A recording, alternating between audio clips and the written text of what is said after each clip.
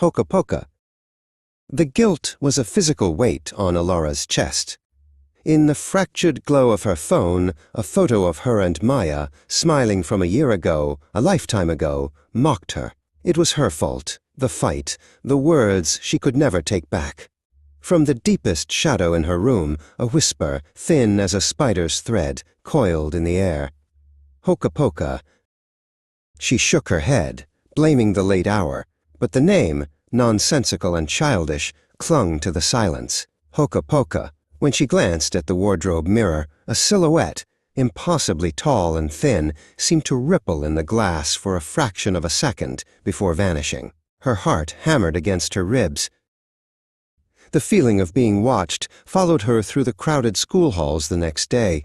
She saw Maya by the lockers, and her resolve hardened. "Maya, can we just talk?" she started, but Maya's glare was ice. As Maya turned away, the whisper was back, a cold breath against her ear. Hokapoka, she remembers. That evening, her bedroom felt violated. The framed photo of her and Maya, usually on her desk, was now lying flat on her pillow. A thin, spiderweb crack ran across the glass, directly over Maya's face. And her smile, it wasn't a smile anymore.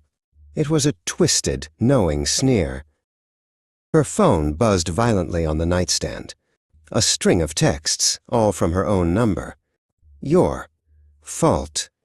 Hokapoka. As she read the last message, the lamp on her desk flickered erratically, then died, plunging the room into absolute, suffocating darkness. A sound scraped from the corner of the room. A dry, rustling sound, like dead leaves skittering across pavement. Slowly, a form coalesced from the oppressive dark. It was tall, impossibly thin, with limbs that bent at angles that were sickeningly wrong. It had no face, only a smooth, pale void where features should be. The creature unfolded itself, its joints popping softly. It took a single, deliberate step towards her. The whisper was no longer a whisper. It was a rasp that emanated from the blankness of its head, a sound of grinding bone and dry rot. "You made me," it hissed. "Your regret is my food, and I am starving." She scrambled backward, hitting the wall. The creature mimicked her, a fluid, mocking parody of her terror. It cocked its blank head to the side, and on the bed the photo frame cracked again, a sharp report in the silence. Alora risked a glance. In the photo, Maya's sneer was gone, replaced by a look of pure, abject horror. "She's next," the Hokapoka rasped, its form seeming to solidify, to drink in the shadows. "Once I'm finished with your regret, I'll simply move on to hers.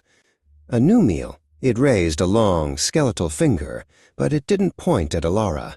It pointed past her, at the bedroom door, at the world where Maya still was.